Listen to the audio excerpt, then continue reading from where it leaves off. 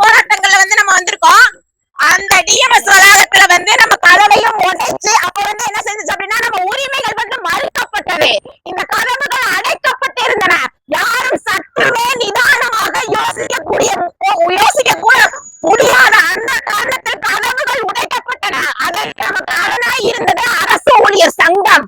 அவர்களுக்கு வந்து நமது சங்கத்தின் சார்பாக எப்பொழுதுமே வந்து மிகப்பெரிய நன்றிகளையும் பாராட்டுகளையும் தெரிவித்துக் கொண்டுதான் இருக்கின்றோம்.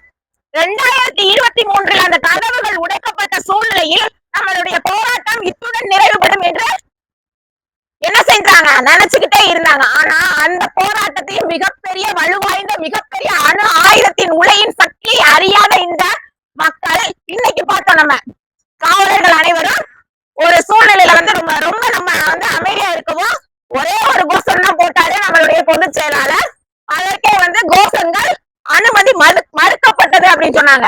நம்மளுடைய கோஷங்களோட வீரிய தன்மை அறியவில்லை என்று நான் நினைக்கின்றேன்.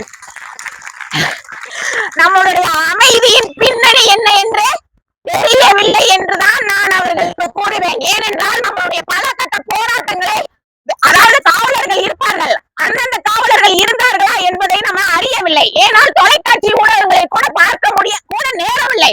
அவர்கள் வந்து இன்னைக்கு என்ன சொல்றாங்க, எங்களுக்கு சங்கம் இல்லை அமைங்க, நாங்க போராடுங்கன்னா எங்க எதுக்கு நீங்க அமைக்க வாங்கன்றோம். நம்ம சங்கத்துக்கு வாங்க அப்படின்றோம். கேட்டா நாங்க எழுதி கொடுத்திருக்கோம். எழுதி யாரு நம்ம என்ன அடிமை சாசனமா போடுகின்றோம்? அடிமை சாசனத்தை உடைக்க வேண்டும். சுதந்திர நாட்டில் எப்ப சுதந்திரமா ஒரு போராட்டம் நடத்த முடியவில்லை என்றால் அது என்ன சுதந்திரம்? எல்லாரும் வரவங்க சொல்றாங்க நாங்க வந்து உங்களுடைய உரிமை குரலுக்கு வந்து நாங்க வந்து பக்கபலமா இருக்கிறோம் அப்படின்னு சொல்லிட்டு. யார் இருந்தா? இதே போராட்டம் கிளாம்பாக்கத்துல நடந்துச்சு. அங்க நான் இருந்த போராட்டத்துல என் அருகில வந்து இன்னைக்கு அரசியல்ல இருக்கக்கூடியவங்க என்கிட்ட இருந்தாங்க. தோழர் நீங்க பேசுங்க தோழர், நான் உங்களுக்கு உறுதுணையா இருக்கேன். நாங்க ஆட்சிக்கு வருவோம், அதாவது வந்தோம்னா அப்படின்னு சொல்லல, இல்ல கண்டிப்பா நாங்க தான் வருவோம். வந்துட்டு முதல் கையெழுத்து வந்து செவிலியர்களை பணி நியமன ஆணை பிறப்பிப்பதுதான் எங்களுடைய முதல் கையெழுத்து. அவர் தான் சொன்னாரு. உண்மைக்கு சொல்ற வீடியோ வச்சிருக்கீங்க, என்கிட்ட இருக்கு வீடியோ ஆதாரம் வச்சிருக்கேன். நான் என்கிட்ட தான் சொன்னாரு. இத அவர் என்ன மறந்துட்டாரா என்னன்னு எனக்கு தெரியல. அது போல அதாவது இங்க தலைமையகத்துல இருக்கக்கூடிய வழக்கறிஞர்களை கொண்டு உங்களுடைய சமவேளை சம ஊதியத்திற்கான வழக்கை நான் நடத்துவேன். நான் அந்த இடத்துல அந்த அரசியல்வாதியோட பேரை வந்து போட்டுக்கலாம். 50 லட்சம் கூட ஆகட்டும், என்னுடைய சொந்த பணத்தில் இருந்தாவது நான் போட்டு நான் நடத்துவேன். உங்களுடைய கோரிக்கைகள் வந்து வெல்லும் வரை நான் உன்னுடனே நான் இருப்பேன் அப்படின்னு சொல்லிட்டு பல வாக்குறுதிகளை கொடுத்துட்டு போனாரு. என்கிட்டயும் கூட தாங்க அதுக்கெல்லாம் வந்து அத்தாட்சி இருக்கு. அதாவது என்ன இருக்குதோ எல்லா உண்மை நிகழ்ச்சிகளும் இருக்குது. இப்படி இருக்கிற பட்சத்துல நம்மளுடைய அண்ணன் அப்படின்னு சொல்ற இந்த முதலமைச்சர் அவர்கள் வந்து என்ன செஞ்சிருக்காங்க அப்படின்னா தேர்தல் வாக்குறுதி பகிரங்கமாக அளிச்சிருக்காங்க. செவிலியர்களை பணி நிரந்தரம் செய்வேன் என்று, அந்த பணி நியமனம் செய்வேன் அப்படின்னு சொல்லிட்டு இருக்க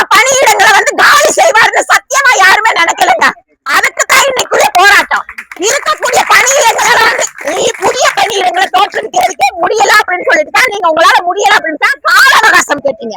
அந்த கால அவகாசமும் 6 மாசம் கொடுக்கறதுக்கு நாங்க எல்லாருமே ரெடியா தான் இருந்தோம். ஆனா இடைப்பட்ட இந்த 2-3 மாதங்கள்ல இருக்கக்கூடிய பணியிடங்களை வந்து ரீடிப்ளாய்மெண்ட் மீள் சுழற்சி முறையில வந்து நான் அகற்றுவேன் அப்படின்னு சொல்றது சார் வந்து நல்ல மனுஷன் தான், நான் இல்லைன்னு சொல்லவே வரல. முதலமைச்சருக்கு வந்து இந்த விஷயங்களை போய் கொண்டு போகக்கூடிய அதிகாரிகள் மேலதான் நமக்கு வந்து ஆதங்கம் இருக்குது. இதை தெரியப்படுத்தணும் அப்படிங்கறதுதான். இப்ப அரசு செவிலியர் கல்லூரிகளை உருவாக்கிட்டு இருக்கு. 6 செவிலியர் கல்லூரிகள்ல இருக்கக்கூடிய பணியிடங்களும் மொத்தம் 160 போஸ்டிங். இப்ப மொத்தம் போக போறது 430 போஸ்டிங் அப்படின்றாங்க. பின்னாடி காத்துக்கிட்டு இருக்கவங்க என்னைய மாதிரி இருக்கக்கூடிய வயசுல இருக்கிறவங்க இங்க நிறைய பேர் இருக்காங்க. நிறைய பேர் ரிட்டையர்மெண்ட் ஆயிட்டாங்க. அவங்க குழந்தைங்க அம்மா நீங்க ஒவ்வொரு தடவை ஏன்னா சின்ன பிள்ளையில இருந்து பாத்துக்கிட்டு இருக்காங்க நம்மளுடைய போராட்டத்தை. 10 வருஷம் ஆயிடுச்சுங்க. படிக்கிற காலத்துல இருந்து இந்த போராட்டத்துக்கு ஒரு எண்டு கார்டே இல்லையான்னு கேக்குறாங்க. எண்டு கார்டுங்கிறது வராது. உயிர் உள்ளவரை போராட்டம் வந்து தொடரதான் செய்யும். அதாவது சட்ட ரீதியான போராட்டங்கள் வெல்லுமா அப்படிங்கிறத காட்டிலும் நம்ம வீதியோரமா இருந்து நடத்தக்கூடிய இந்த எல்லா போராட்டங்களும் வெற்றி பயணத்தை தான் நோக்கி போய்கிட்டு இருக்கு. மாற்றம் வேண்டும் வேண்டும் என்று இந்த அரசியலை தேர்ந்தெடுத்த நம்ம செவிலியர் மக்களும் மக்களுடன் இருக்கக்கூடிய மக்களுக்கும் இது மிகப்பெரிய ஏமாற்றத்தை மட்டுமே ஏற்படுத்துகின்றது அப்படிங்கிறது தான் என்னுடைய கருத்தா நான் இங்க பதிவிடுறேன். அதனால இன்னைக்கு நம்மளுடைய மாநில மையம் எடுத்த முடிவின்படி 21ஆம் தேதி பெருந்திரள் முறையாக இன்று செவிலியர்கள் நம்மளுடைய வாழ்வாதார கோரிக்கைக்காக அனைத்து செவிலியர்களையும் இன்னைக்கு வந்து பணி நிரந்தரம் செய்யக்கூடிய அந்த உறுதிமொழியை நீங்க அளிக்கணும் அப்படிங்கிற ஒரு விஷயத்தையும் மீள்பணி சுழற்சி முறையை அகற்றணும் அப்படிங்கிறதையும் பெண்களாக இருக்கக்கூடிய பட்சத்தில் மருத்துவத்துறையில் பணியாற்றிக்கொண்ட இருக்கக்கூடிய நம்மளுடைய செவிலியர் சமூகத்திற்கு மறுக்கப்பட்ட அதாவது கொடுக்கப்பட்ட ஒரு பலனை மகப்பேறு பலனை 1 வருட காலத்தில் இருந்து 6 மாதமாக மாற்றியுள்ளது. மீதி இருக்கக்கூடிய அந்த 6 மாதத்தையும் அவர்கள் வழங்க வேண்டும். அதாவது இவங்க சொல்றாங்க ஆள் அதிகமா இருக்கு, இந்த இடத்துல ஒரு போஸ்டிங் இருக்கு, இங்க ஆளே இல்லாம இருக்கு, இந்த போஸ்டிங்கை எடுத்து அந்த போஸ்டிங்ல இருக்கிறவங்கள்ட்ட கொடுத்துடலாம் அப்படின்னு சொல்லிட்டு அதுக்கு பருத்தி மூட்டை குடவுன்ல இருந்திருக்கலாம்ல. பருத்தி மூட்டை அதுக்கு குடவுன்ல கேட்டா வேலை கொடுக்கணும்ல, வேலையும் கொடுக்கணும்ல. ஆனா அந்த பருத்தி மூட்டை குடவுன் அதுதான் நம்மளுடைய செவிலியர் சொந்தங்களின் மிகப்பெரிய அதாவது நம்மளுடைய மனதில் இருக்கக்கூடிய அனைத்து ஆதங்கங்களுமே இதுதான். பணியிடங்களை உருவாக்குவேன் அப்படின்னு சொன்ன இடத்துல இருக்கக்கூடிய பணியிடங்களை வந்து அகற்றிட்டோம் அப்படின்னா பொருளாதார ரீதியாக பினான்சியல் அப்ரூவல் வாங்கி நமக்கு ஒரு பணியிடங்களை கிரியேட் பண்றதுக்கு இவ்வளவு கால அவகாசம் கேட்கக்கூடிய இந்த அரசு கடந்த 20-30 ஆண்டுகளுக்கு முன்பிலிருந்து இருக்கக்கூடிய அந்த பணியிடங்களை என்ன செய்யறாங்க யாருக்குமே தெரியாம சட்டமே இல்லாம என்ன செய்யறாங்க அப்படின்னா மூடுறாங்க. இதே போல பணி மூடப்பட்ட அதாவது மறுக்கப்பட்டு மறைக்கப்பட்ட பணியிடங்கள் ஏராளமாக உள்ளது. என்னன்னு சொல்லி கேட்டீங்கன்னா ஏனம் அப்படிங்கிற ஒரு விஷயம் வந்து கொஞ்சம் கொஞ்சமா என்ன செஞ்சுக்கிட்டு அப்படின்னா காணாம போயிருச்சு. சமையலர்கள் அப்படிங்கிற ஒரு போஸ்டிங் இல்லாம போயிருச்சு. ரீடர்ஸ் இல்லாம போயிட்டாங்க, ஸ்டோர் கீப்பர்ஸ் இல்லாம போயிட்டாங்க, ஹவுஸ் கீப்பிங் இல்லாம போயிட்டாங்க. ஏன் அவங்களுடைய சங்கம் வந்து வலுவா இருந்துச்சு அப்படின்னா அந்த அமைப்புகள் அந்நேரம் காணாமல் போயிருந்திருக்காரு. அது நம்ம மாதிரி நம்மளுடைய நம்மளுடைய செவிலியர்களின் ஒட்டுமொத்த ஒரு போராட்டத்தின் எழுச்சி ஒற்றுமைதான் இன்னைக்கு நம்ம இந்த அளவுக்கு நின்று நம்மளுடைய உரிமைகளை வந்து கேட்கக்கூடிய அளவுக்கு நம்ம இருந்துட்டு இருக்கோம். இதே முயற்சியில் இதே ஒட்டுமொத்த ஒற்றுமையுடன் நம்ம வந்து செவிலியர்கள் வந்து செயல்பட்டாங்க அப்படின்னா இந்த இடம் எந்த அளவுக்கு நம்ம ஜெயிச்சு காட்டுவாங்க. என்ன மனசு சொல்லுது நம்ம நினைச்சிருந்தோம் அப்படின்னா இந்த இடம் சொல்றாங்க இவங்க அமைதியா இருக்க சொல்லி நம்ம அமைதியா இருக்கோம். இது உண்மையா? இது உண்மையா? இதுதான் நம்மளுடைய செவிலியமா அப்படிங்கிறது அவங்களுக்கு வந்து நிரூபிக்கக்கூடிய காலங்கள் வரும்போது அதையும் நம்ம என்ன செய்வோம் அப்படின்னா நிரூபித்துதான் காட்டுவோம். அதற்காக ஒன்றுபட்டு நம்ம செயல்பட்டோம் அப்படின்னா நிச்சயம் அப்படிங்கிற பதிவை வந்து இங்க நான் வந்து பதிவிடுறேன். அதனால ஒன்றுபட்டா போராடினா வெற்றி கிடைக்கும். வெற்றி கிட்டும் வரை போராடுவோம், வெற்றி கிட்டும் வரை. நன்றி தோழர்களை, வாய்ப்பளித்தமைக்கு நன்றி, வணக்கம். நீங்க இதை கேட்காம நீங்க எடுத்துக்க கூடாது. ஒரு வார்த்தை நீங்க கேட்டுக்கணும்.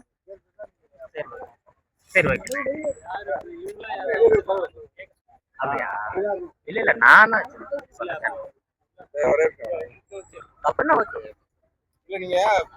எடுக்காரு ஒரு வார்த்தை கேட்டுக்கோங்க. நாங்க எப்பவுமே வந்து செய்தி எடுப்பதற்கு நான் எதுவும் அனுப்பாங்க. வேற ஏதாவது ஒரு அலுவலகத்துக்குள்ள நடக்குது அப்படின்னா தான் நாங்க இங்க வந்து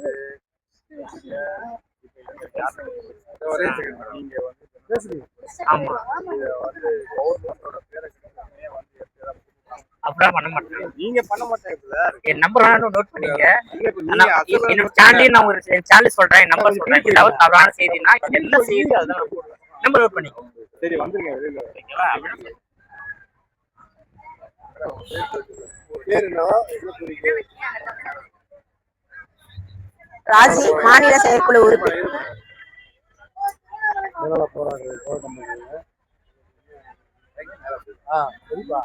கேமரா பத்தி ராஜி மாநில செயற்குழு உறுப்பினர்.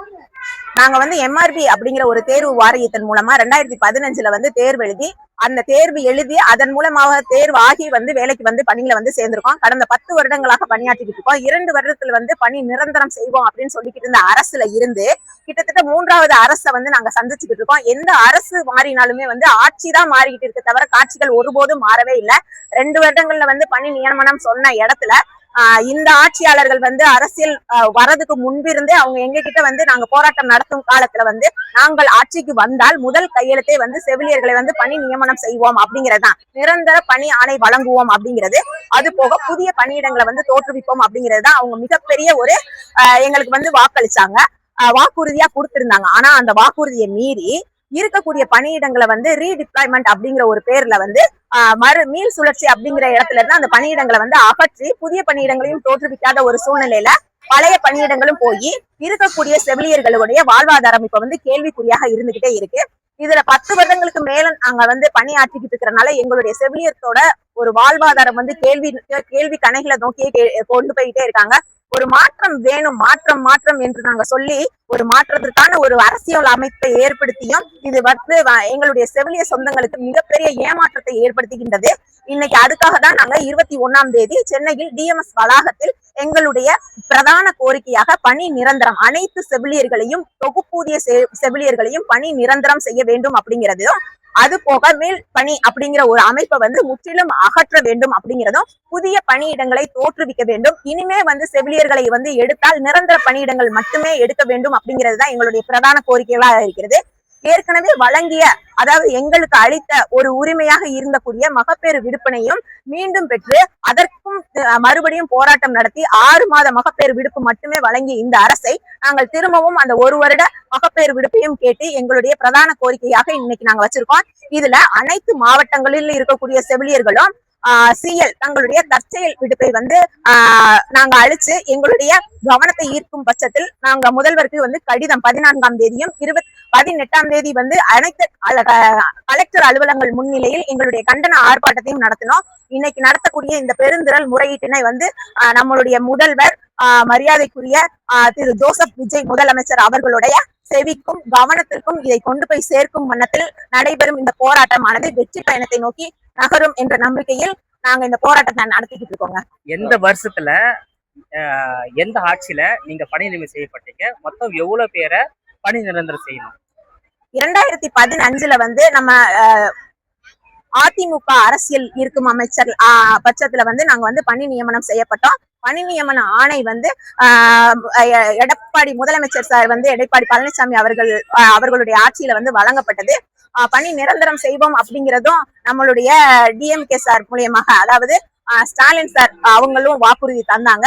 அடுத்தது இவங்க வர்றதுக்கு முன்னாடியே எங்களுக்கு வந்து பணி நிரந்தரம் செய்வோம் அப்படிங்கிறது இவங்களுடைய வாக்குறுதியா இருந்துச்சு.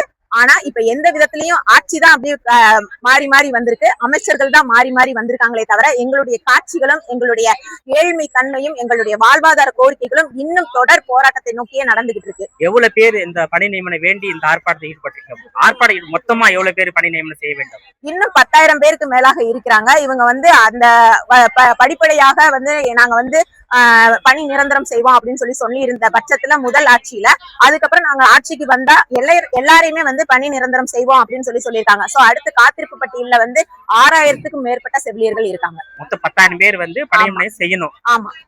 இப்போ என்ன அடிப்படையில வேலை செய்யறீங்க? இப்ப வந்து தொகுப்பூதிய அடிப்படையில தான் வேலை செஞ்சுட்டு இருக்கோம். நாங்க தொகுப்பூதிய அடிப்படையில வந்து முதல்ல வந்து நாங்க ஜாயின் பண்ணும்போது 2 வருடங்களுக்கு தொகுப்பூதியத்துல 7,700 அப்படின்னு சொல்லியிருந்தாங்க. அந்த இதுல வந்து 2 வருடம் முடியும் வரையிலும் எல்லாரும் செவிலியர்களும் தங்களுடைய பொறுமையை வந்து காத்துதான் 2017 இதே டிஎம்எஸ் வளாகத்தில் 3 நாட்கள் வந்து தொடர் போராட்டம். அப்ப வந்து இருக்கக்கூடிய சூழ்நிலையில் கழிவறைகள் கூட பூட்டப்பட்டு எங்களுடைய உரிமைகள் மறுக்கப்பட்டன. அன்றைய காலகட்டத்துல வந்து எங்களுடைய ஊதியமானது 14,000 உயர்த்தப்பட்டு அதற்கு பின்னர் டிஎம்எஸ் வளாகத்தினுடைய கதவுகள் உடைத்தெறியப்பட்ட அந்த சூழ்நிலையில் 2021 எங்களுடைய ஊதியமானது 18,000 நோக்கியும் கடந்த 18/12/2025 ஆண்டு, அதாவது கடந்த ஆண்டு நாங்க மிகப்பெரிய ஒரு 7 நாட்கள் தொடர் போராட்டத்தை வந்து நடத்தியதன் விளைவாக ஏப்ரல் மாத, அதாவது இந்த தேர்தல் முடிந்த பிறகுல இருந்து எங்களுடைய ஊதியம் வந்து 21 வழங்கப்பட்டு கொண்டு வருகிறது. இப்ப 21,000 வழங்குறாங்க. ஆமா. உங்களுக்கு வந்து அந்த பணி நிரந்தரம் செய்தா எவ்வளவு ஊதியம் வழங்குவாங்க? அது வந்து குறைஞ்சது வந்து அவங்களுக்குரிய அந்த பேசிக் சேலரி அப்படிங்கிறது இதை விட ஒரு 3 மடங்கு அதிகமாக இருக்கக்கூடிய ஒரு சூழ்நிலை தான். அந்த வாழ்வாதாரத்தை இழந்து, அதாவது 3 பேரோட பணியை சேர்த்து ஒரு செவிலிய செய்யறோம். ஆனா அந்த ஒரு செவிலியருக்கு 3 பேருக்கு கொடுக்கக்கூடிய ஊதியத்துல ஒரு பங்கு தான் கொடுக்குறாங்க அப்படிங்கிறது தான் உண்மையான கருத்தை இங்க நான் பதிவிட விரும்புறேன். சுகாதாரத்துறை அமைச்சர், அரசு அதிகாரிகள் சந்திச்சிருக்கீங்களா? கோரிக்கை மனு கொடுத்திருக்கீங்களா? இல்ல நேரடியாக போராட்ட களத்துக்கு வந்திருக்கீங்களா? எங்களுடைய மாநில மையத்தின் சார்பாக அவங்களையும் போய் சந்திச்சுட்டு இருந்திருக்காங்க. அதன் முடிவின்படிதான் இந்த போராட்டத்தை வந்து இன்னைக்கு தீர்மானிச்சு அவங்க கொண்டு போய் இன்னைக்கு மனு கொடுக்க போயிருக்காங்க. கோரிக்கை மனு மீது அவங்க நடவடிக்கை எடுக்கல. ஆமா, இப்போ அதாவது ஏற்கனவே நாங்க வந்து கலெக்டருக்கு வந்து மனு மின்னஞ்சல் மூலியமா அனுப்பியிருக்கோம். அது போக கவன ஈர்ப்பு ஆர்ப்பாட்டத்தை நாங்க நடத்தியிருக்கோம். இந்த ஆர்ப்பாட்டங்கள் வந்து அவங்களுடைய செவிவழி செய்தியாகவோ இல்ல வாய்வழி செய்தியாகவோ இல்ல கண்வழி செய்தியாகவோ தெரிஞ்சிருந்துச்சு அப்படின்னா இன்னைக்கு நாங்க அறிவிச்சிருக்கக்கூடிய இந்த போராட்டத்திற்கு அவங்க வந்து எங்களை அழைச்சுதானே பேசி இருந்திருக்க வேண்டிய ஒரு சூழ்நிலை வந்திருக்கோம். இன்ன வரையும் அந்த நிகழ்ச்சி நடக்கல. நீங்க தான் அரசாங்கத்தை நோக்கி போகணும். அதாவது அமைச்சரை சந்திச்சிருக்கணும், இல்ல அரசு அதிகாரிகளை சந்திச்சு மரியாதை நிமித்தமாக அரசியல் கோரிக்கை மனு கொடுத்திருக்கணும். அதன் மீது நடவடிக்கை எடுக்காத பட்சத்தில் இந்த ஆர்ப்பாட்டம் செய்திருக்கணும். அவங்களுக்கு வந்து நாங்க கொடுத்திருக்கோம். நம்ம வந்து மரியாதை நிமித்தத்தின் காரணமாகவும் பலமுறை சந்திச்சு நம்மளுடைய கோரிக்கை மனுக்களை வந்து கொடுத்திருக்கோம். அவங்க ஆட்சிக்கு வரும்போதே வந்து 6 மாத கால அவகாசமும் பொருளாதார ரீதியாக வந்து நம்மளுடைய பின்னடைவு இருக்கு அப்படிங்கிற அவகாசத்தையும் அவங்க கேட்டிருந்தாங்க. நாங்க அதன் அடிப்படையில் 6 மாத காலம் அவங்களுக்கு அவகாசம் கொடுக்கும் இருக்கிற பட்சத்துல வந்து என்ன செஞ்சிருக்கோம் அப்படின்னா இவங்களுக்கு வந்து அதாவது இருக்கக்கூடிய பணியிடங்களை வந்து அகற்றுறாங்க அப்படிங்கிற ஒரு சூழ்நிலை வந்துருச்சு. இது வந்து கையொப்பம் ஆகும் நிலையில வந்து இந்த பணி பாதுகாப்பும் போயிருச்சு அப்படின்னா இதுல இருக்கக்கூடிய பணி இடங்களும் வந்து காலி செய்யப்படும் அப்படிங்கிறதுதான் எங்களுடைய கருத்தா இருக்குது. அதனாலதான் இன்னைக்கு எங்களுடைய மாநில மையத்தின் சார்பாக மாநில தலைவர்களும் மற்றும் பொறுப்பு நிர்வாகிகளும் அதை தொடர்ந்து டிஎம்எஸ் அலுவலகத்துல அவங்க வந்து மனு கொடுக்கவும் போயிருக்காங்க. என்னுடைய பெயர் ராஜி, மாநில செயற்குழு உறுப்பினர். நன்றி.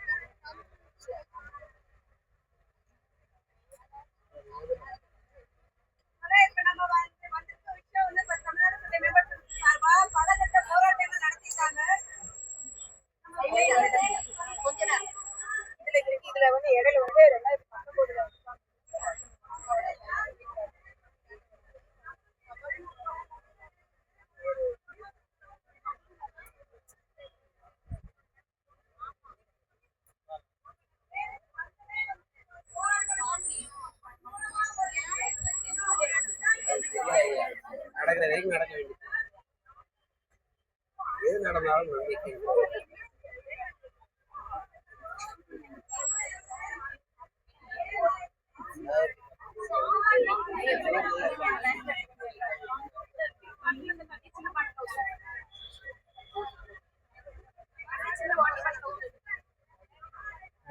கொஞ்சம் மட்டும் அது.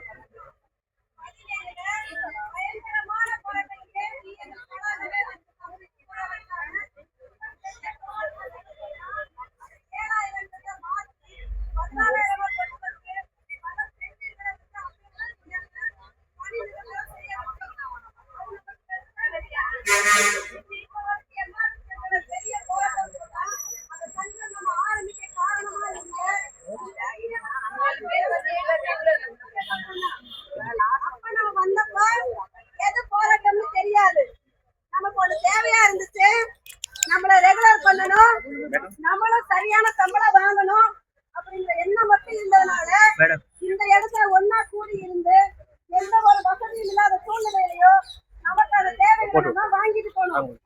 அதுக்கப்புறம் உருவாக்கப்பட்ட சங்கம் தான் எது அப்படின்னா எம்ஆர்பி செவிலியர்கள் மேம்பாட்டு சங்கம். எம்ஆர்பி செவிலியர்கள் மேம்பாட்டு சங்கம். அப்ப அந்த ஃபர்ஸ்ட் வெற்றியை தொடர்ந்து அடுத்தடுத்து நம்ம வந்து அரசூலை சங்கத்தோடைய சிஐடியோட தொழிற்சங்கங்களோட சேர்ந்து அந்த தலைவர்களோட வழிகாட்டுதலின்படி ஒவ்வொரு கட்ட போராட்டங்களும் நம்ம பல கட்டமா நடத்தி பல விதமான சக்சஸ் நம்ம வாங்கியிருக்கோம். வேலைக்கு சேர்ந்த புதுசுல இப்ப நான் 18ல ஜாயின் பண்ணேன். ஒரு வீக் ஆஃப் நம்மளால கரெக்டா எடுக்க முடிஞ்சுச்சா? வார விடுமுறையே நமக்கு என்னமோ தூக்கி போட்ட மாதிரி அவங்க கரெக்ட் கொடுக்கறதுனால வீக் ஆஃப் ஒரு சிஎல் தெளிவா எடுக்க முடியல. ஒரு ஃபங்க்ஷன்ல லீவ் எடுத்தா லாஸ் ஆஃப் பே. அப்ப அது அவ்வளவு பெரிய ஒரு அடிமைத்தனத்துல கிடந்தப்போ மறுபடியும் நம்ம ஏதாவது டிஎம்எஸ் இருக்கட்டும் வெளியில போய் உண்ணாவிரதம் ஒரு சாக்கடை பக்கத்துல நிப்பாட்டி நம்ம உண்ணாவிரதம் நாள் முழுக்க பட்னி கிடந்து நம்ம வாங்கின வெற்றி தான் எது? சிஎல் எடுத்துக்கலாம். அரசு விடுமுறையில எல்லாமே என்ன இருக்கு? அதை எடுக்கிறதுக்கான தகுதி உரிமையும் நமக்கு இருக்குங்கிற அதற்கு வாங்கி கொடுத்தது யாரு அப்படின்னா அப்பவும் எம்ஆர்பி செயலோட மேம்பாட்டு சங்கம் தான். நீ சிஎல் எடுத்துக்கலாம், உனக்கு 12 சிஎல் இருக்கு, கவர்மெண்ட் விடுமுறை உனக்கு இருக்கு. ஏன்னா நீ என்னைக்கு எம்ஆர்பில ஜாயின் பண்ணமோ அன்னைக்கே நீங்க அரசு ஊழியர் தான். அப்ப அரசு ஊழியருக்கு கிடைக்கக்கூடிய சலுகையில அந்த லீவு உங்களுக்கு கிடைக்கணும் நம்ம வாங்கி தந்த உரிமை பெற்று கொடுத்தது நம்ம சங்கம். அதுக்கு அடுத்தடுத்து ஒவ்வொரு கட்டமும் நடக்கும் போதும் பணி நிரந்தரங்கள் நிறைய பட்டுக்கிட்டு இருந்தாங்க. இப்ப அடுத்து என்னாச்சு அப்படின்னா நம்ம மேல ஒரு பேரு எம்ஆர்பின்னு சொல்லிட்டே இருக்காங்களே. அந்த எம்ஆர்பி ஏன் வச்சோம் அப்படின்னா த்ரூ த ரெக்ரூட்மெண்ட் போர்டு நம்ம அது வழியா வந்ததுனால அது ஒரு பேரை நம்ம வச்சோம். ஆனா நம்ம இப்ப என்ன ஆச்சோம் அப்படின்னா இப்ப நம்மளால முடிய போகல. இதுக்கு முன்னாடி ரெகுலரான நிரந்தரமான செவிலியர்களோட ப்ரொமோஷன்ஸா இருக்கட்டும், இப்ப நம்ம இருக்கிற செவிலியர்களோட நிரந்தரமா இருக்கட்டும், இனி வரப்போற செவிலியரோட நிரந்தரமா இருக்கட்டும், இப்ப 1000 கனவோட படிச்சுக்கிட்டு இருக்க மாணவர்களுக்கு இப்ப தெரியும் பிரைவேட் காலேஜ்ல எல்லாம் என்னைக்கு எம்ஆர்பி எக்ஸாம் வந்துச்சோ காலேஜ் ஃபீஸ் என்னாச்சு? டபுள் ஆயிடுச்சு. அப்படிப்பட்ட ஒரு கனவோட படிக்கிற மாணவர்களுக்கு இப்ப வரைக்கும் எம்ஆர்பிங்கிற எக்ஸாம் வந்து 2019 அப்புறம் கிடையாது. இப்ப நம்மளோட போராட்டம் எங்க இருந்து ஆரம்பிக்குது?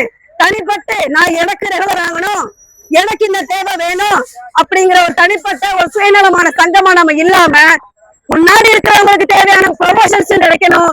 இப்ப கனவோட படிச்சுட்டு இருக்க மாணவர்களுக்கும் நாளைக்கு அரசாங்க வேலை கிடைக்கணுங்கிற ஆரம்பத்துல இருந்து முடிவு வரைக்குமான அத்தனை சேவைகளுக்குமான ஒட்டுமொத்த கோரிக்கை அடக்கி நம்ம செயல்படுறதுனாலதான் நம்ம சங்கத்தோட பேர் என்னவா மாறிச்சு? தமிழ்நாடு அரசு செவிலியர்கள் மேம்பாட்டு சங்கமா மாத்தி இருக்கோம். அப்ப இந்த சங்கத்தோட பேரை சும்மா போற போக லெட்டர் போட எழுத கிடையாது. ஒவ்வொரு நாளும் இந்த சங்கத்தை வலுப்படுத்த நம்ம தோழர்கள் உறுதியா நின்று விடாப்படியான போராட்டங்களை நடத்திதான் நம்ம இந்த அளவுக்கு வந்திருக்கோம். இன்னைக்கு நடக்கிற இந்த போராட்டம் நம்ம என்ன பண்ணிட்டு இருந்தோம்? ஓகே வந்துட்டாங்க, சிஎம் வந்துட்டாங்க. இப்பவுமே சில தோழர் சொன்னாங்க சிஎம் வந்துட்டாருல போட்டு கொடுத்துருவாரு, ஆர்டர் கொடுத்துருவாங்க. இந்த 21,000 அரசாங்கம் எப்படி 3 வருஷத்துக்கு ஒருக்க 4 வருஷத்துக்கு ஒருக்க அதுவா வந்து கொடுக்குமோ அப்படிதான் கொடுத்துக்கிற தப்பான என்ன இருக்கு? அந்த 7 நாள் போராட்டத்துல உள்ள இருந்தவங்களுக்கு தான் தெரியும். நம்ம ஹெல்த் மினிஸ்டர்கிட்ட பேசி நம்ம வாங்கணும் அமௌண்ட் தான் 21ங்கிறது கூட அப்படித்தானே. 7,000 இப்ப எங்க வந்து நின்று இருக்கு? 21,000. நம்ம அதோட முடிக்கிறதா இல்ல, நம்ம 21,000 கேட்கல. சம வேலைக்கு சம ஊதியம். நான் பாக்குற அதே ஹாஸ்பிட்டல்ல ரெகுலர் ஸ்டாஃப் பாக்குற வேலையை தான் நான் பாக்குறேன். இப்ப நான் வந்து அவங்க கூட போட்டி போடல. அதே 2 வருஷத்துல எனக்கு ஒரு பணி நிரந்தரத்தை நீங்க கொடுத்துருந்தீங்கன்னா நான் எனக்கு போட்டி போட போறேன். சரி ஓகே கன்சல்டேஷன் பாக்குறோம் டிஎன்பிஎஸ்சில மாதிரி எழுதி உள்ள நுழையும் போதே அவங்க அரசு அதிகாரிகளா தான் உள்ள வர்றாங்க. சும்மா பேருக்கு கன்சல்டேட்டிவ் பே. அவங்க வந்து அது பேர் என்ன மெடிக்கல் லீவ் எடுக்க முடியாது, நிரந்தரத்துக்கான ஒரு சலுகைகள் கிடைக்காதுங்கிறத தவிர்த்து ஜாயின் பண்ண அன்னைக்கே அவங்க அரசு ஊழியர்கள் வித் முழு சம்பளத்தோட நம்ம செவிலியர்கள் மட்டும்தான் சபிக்கப்பட்ட மாதிரி 2 வருஷம் என்னைக்காவது ஒரு நாள் எனக்கு உங்களுக்கு நிரந்தர வேக்கண்ட் கிடைக்கும் போது உங்களை நாங்க நிரந்தரப்படுத்துவோம். அந்த போதுங்கிற வார்த்தைக்காக நம்ம 7-8 வருஷம் நம்ம வாழ்க்கையை நம்ம இழந்து படிக்கிறோம். ஏன் போதுங்கிறத அவங்களுக்கு வரலையா? உருவாக்க நேரம் கிடைக்கலையா? இப்ப நம்ம பாக்குற ஹாஸ்பிட்டல்லையே என்னென்ன வேலை பார்க்க சொல்றாங்க? ஒரு 3 ஸ்டாஃப் இருக்க வேண்டிய இடத்துல ரூரல்ல எல்லாம் இன்னைக்கு நிறைய பேர் வரலங்கிற வார்த்தை என்னன்னா, ஒரே ஸ்டாஃப் 24 hours பாக்குறாங்க. இந்த 24 hours பாக்குறதுக்கு நமக்கு டிஏ எதுவும் கொடுக்குறாங்களா? எக்ஸ்ட்ரா அலவன்ஸ் எதுவும் கொடுக்குறாங்களா? கிடைக்காது. ஒரு ஹாஸ்பிட்டல்ல ஒரு டாக்டர் இல்லாம, ஒரு பார்மசி இல்லாம, ஒரு எல்டி இல்லாம, ஏன் ஒர்க்கர் இல்லாம கூட மருத்துவமனை அவங்களால நடத்த முடியும். ஒரு செவிலியர் இல்லாம அவங்களால அந்த மருத்துவமனையை நடத்தவே முடியாது. எல்லா துறைகளும் போய் நைட்ல டாக்டர் கண்ண மூடி தூங்குறாரு. இந்த ஆபீஸ்ல வேலை பார்க்குற எல்லாரும் நிம்மதியா போய் தூங்குறாங்க. எத்தனை அர்பன் ரூரல் இருக்க ஸ்டாஃப் விடிய முடிச்சு கிடக்குறோம். அப்ப இந்த உழைப்புக்கு எங்க உழைப்பை சுரண்டிட்டு சம வேலைக்கு சம ஊதியம் குடிக்கிறதா உங்களுக்கு என்ன பிரச்சனை? எம்ஆர்பி ரெக்ரூட்மெண்ட் மூலமா 2015 நடந்த தேர்வுல 2018 நாங்க ஜாயின் பண்ணியிருக்கோம். 2015 ஜாயின் பண்ண தோழர்கள்ல இப்ப பாதி பேர் ரெகுலர் ஆகி போயிருக்காங்க. இன்னொரு 6500 வந்து நிரந்தரம் பெறாம இருக்கிறோம். அந்த நிரந்தரத்தை கேட்கும் போது பணி நிரந்தரத்துக்கான இடம் இல்ல, அந்த வேகன்சி இல்ல, அதை கிரியேட் பண்ணணும், அதனாலதான் வந்து நிரந்தரப்படுத்தாம இருக்கோம் அப்படிங்கறத வந்து அரசாங்க சார்பா சொல்லிட்டே இருந்தாங்க. அடுத்த ஒவ்வொரு போராட்டங்கள் மூலமா வந்து அந்த வேகன்சி கிரியேட் பண்றதுக்கான வேலைகளை பார்த்துட்டு கடந்த டிசம்பர் மாசத்துல கூட பெரும் ஒரு 7 நாள் காத்திருப்பு உள்ளிருப்பு போராட்டங்கள்லாம் நடத்தி தான் ஒரு 1000 வேகன்சி கிரியேட் பண்ணாங்க. அந்த 1000 வேகன்சி கிரியேட் பண்ணதுக்கு அப்புறமும் இப்ப நாங்க அடுத்து வரப்போ புதுசா உருவாக்கப்படுற மெடிக்கல் காலேஜ்லயும் சரி, கல்லூரிகள்ல உருவாக்குற வேகன்ட் வந்து நிரந்தர வேகன்ட் நாங்க கிரியேட் பண்ணி தரோம், அடுத்தடுத்து இருக்கிற தொகுப்பு அத்தனை பேரை நாங்க நிரந்தரப்படுத்திடுவோம் அப்படின்னு கடந்த ஆட்சியில் இருக்கிறவங்க சொன்னதுனால நாங்க வெயிட் பண்ணிட்டு இருந்தோம். இந்த ஆட்சி வரும்போது நாங்க எங்களோட அந்த 7 நாள் போராட்டத்துல நம்ம கட்சி சார்பா வந்து அந்த தோழர்கள் கலந்துக்கிட்டு வாக்குறுதி அளிச்சாங்க. வேலைக்கு அந்த தேர்தலை ஜெயிச்சு வந்த ஃபர்ஸ்ட் கையெழுத்திலேயே வந்து செவிலியர்கள் அத்தனை பேர் தொகுப்பு இருக்கிற எல்லாரையுமே நிரந்தரப்படுத்திடுவோம், எங்களுக்கு வந்து சமவேலைக்கு சம ஊதியத்துக்கான வழக்கு நாங்கள் நடத்திட்டு இருக்கோம், அந்த வழக்கோட செலவு முழுசும் அவங்களே ஏற்று நடத்தி தர மாதிரியான கோரிக்கைகள் எங்களுக்கு கொடுத்துருந்தாங்க. நாங்களும் அதை நம்பிதான் எங்க செவிலியர்களை பல பேரும் நாங்கள் வாக்களிச்சிருக்கோம். இப்போ இது என்னாச்சு அப்படின்னா, ஒரு எங்களோட செயற்கை முடிப்பற ஒரு 6 மாசம் நம்ம வெயிட் பண்ணுவோம். அது வரைக்கும் நம்ம என்ன கோரிக்கைகள் கடந்த ஆட்சியில சொல்லிட்டாங்க, இந்த ஆட்சியில செய்யற வரைக்கும் உங்க டைம் கொடுக்கணுங்கிறதுக்காக ஒரு 6 மாசம் எந்த போராட்டமும் வேண்டாம் அப்படின்னு. இந்த கொஞ்ச நாள் என்னாச்சு அப்படின்னு பாத்தீங்கன்னா, ஆல்ரெடி இருக்கிற மென்டார் போஸ்ட், அதாவது ரூரல் பிஎஸ்சியில வந்து நர்சிங் சூப்பர் மேட்ரன்ஸ் மாதிரி மென்டார்னு இருப்பாங்க. அந்த போஸ்ட் ஒரு 192 நிரந்தர செவிலியர்கள் ஒரு 100 பேரையும் வந்து அங்கிருந்து ரீடிப்ளாய்மெண்ட்ங்கிற பேர்ல புதிதாக உருவாக்கப்பட்ட college, medical college, medical hospital சைட்ல வந்து ரீடிப்ளாய்மெண்ட் பண்றாங்க. ஒரு இடத்துல இருக்கக்கூடிய ரெகுலர் ஸ்டாஃபை கொண்டு வந்து இன்னொரு இடத்துல அப்பாயின்ட் பண்றேன் அப்படிங்கிறாங்க. ஆல்ரெடி எங்களோட பிரச்சனை என்ன அப்படின்னா, நிரந்தர வேகன்சி இல்லாததுனாலதான் 8ல இருந்து 10 வருஷமா நிரந்தரம் இல்லாம இப்ப வரைக்கும் நாங்க ஒரு தொகுப்புல இருந்துட்டு இருக்கோம். இப்ப இருக்கிற நிரந்தர பணியிடங்களையும் இப்படி கொண்டு போய் சரண்டர் பண்ணாங்கன்னா எங்களை மாதிரி காத்திருக்கிற பல செவிலியர்களுக்கு நிரந்தரம் அப்படிங்கிறதே வந்து ஒரு பெரிய கனவாதான் போயிருக்கும். இன்னைக்கு இதோட நிக்காம அடுத்தடுத்து இருக்கிற ஒவ்வொரு நிரந்தர பணிகளையும் அந்த மாதிரி கொண்டு போய் முடக்கிறாங்க பட்சத்துல நாளைக்கு செவிலியர் துறையில நிரந்தர பணியிடம் அப்படிங்கிறது இல்லாம போயிடும். அதை எதிர்த்துதான் நாங்க அது வேணாம், இப்ப வந்து நாங்க இப்ப முழுசா இப்ப வந்திருக்க புதிய அரசை வந்து நாங்க ரொம்ப நம்புறோம், அவங்க எங்களுக்கு அது செஞ்சு கொடுப்பாங்க அப்படிங்கிற நம்பிக்கையில இன்னைக்கு நாங்க இதை எதிர்ப்பா நாங்க பதிவு பண்ணல. எங்களோட கோரிக்கைகளை முதலமைச்சரோட கவனத்துக்கு கொண்டு போகணுங்கிற முறையில ஒரு முறையீடா தான் நாங்க இதை பண்றோம். இந்த முறையீடு கேட்டு அதுக்கான எங்களை செஞ்சு கொடுத்து இப்ப வெயிட் பண்ணிட்டு இருக்க செவிலியர் அத்தனை பேரை நிரந்தரப்படுத்தி எங்களோட கோரிக்கைகளை முதலமைச்சர் நிறைவேற்றி கொடுப்பாருங்கிற நம்பிக்கையோட தான் நாங்க காத்துட்டு இருக்கோம். ஒருவேளை நடக்கல, இல்ல டிலே ஆகுது, இல்ல மறுபடியும் இந்த தொகுப்பூதியத்தை அப்படி தொடருவாங்க, நிறைய இடத்துல பணி இடங்களே நிறைய ரூரல் பிஎஸ்சியில 3 பேர் 4 பேர் அங்க வேக்கன்ட் கேட்டு இடத்துல ஒரு செவிலியர் இருக்காங்க. ஒரே செவிலியர் 24 மணி நேரம் பணி அமர்த்தணும் அப்படிங்கிற கட்டாயத்துக்கு உள்ளாக்கி இருக்காங்க. இது மத்த அதே ஹாஸ்பிட்டல்ல டாக்டர்ஸ் எல்லாரும் தான் இருக்காங்க. அவங்க எல்லாருக்கும் அந்த பணி நேரம் முடிஞ்சதுக்கு அப்புறம் அவங்களுக்கும் அந்த ஹாஸ்பிட்டலுக்கும் பொறுப்புலன்னு போயிடறாங்க. ஆனா ஸ்டாஃப் நர்ஸ் மட்டும் அங்க ஒருத்தர் இல்ல அப்படின்னா நீ 24 hours பார்க்கணும் அப்படிங்கிற ஒரு நிலைக்கு தள்ளப்படுறாங்க. அப்ப 4 பேர் வேக்கண்ட் கேட்டுக்கிட்டு இருந்த இடத்துல ஒரு செவிலியர் இருந்து அவங்களால சமாளிக்க முடியாதப்போ இருக்கிற வேக்கண்ட்டையும் கொண்டு போய் அப்படி கொடுப்போம், அப்படி இல்ல உனக்கு ஆள் தான் வேணும் அப்படின்னா அவங்களை தொகுப்பூதியத்துல அமர்த்தும் அப்படிங்கிற முறையை வந்து கைவிடணும். அனைத்து தொகுப்பு செவிலியர்களையும் நிரந்தரப்படுத்தணும். இந்த ரெகுலரா இருக்கிற செவிலியர் வந்து ரீடிப்ளாய்மெண்ட்ங்கிற பேர்ல மற்ற இடத்துல அனுப்பாம அங்க புது இடங்களை உருவாக்கி எங்களை மாதிரி காத்துட்டு இருக்கிற செவிலியர்களுக்கு அதை நிரந்தர பணியிடமா உருவாக்கி கொடுக்கணும் அப்படிங்கிற கோரிக்கையை வலியுறுத்தி தான் இந்த போராட்டம் நடத்தி. உங்க பேர் மேடம்? நான் ஸ்டாஃப் நர்ஸ் பிரேமலதா, மதுரை மாவட்டம்.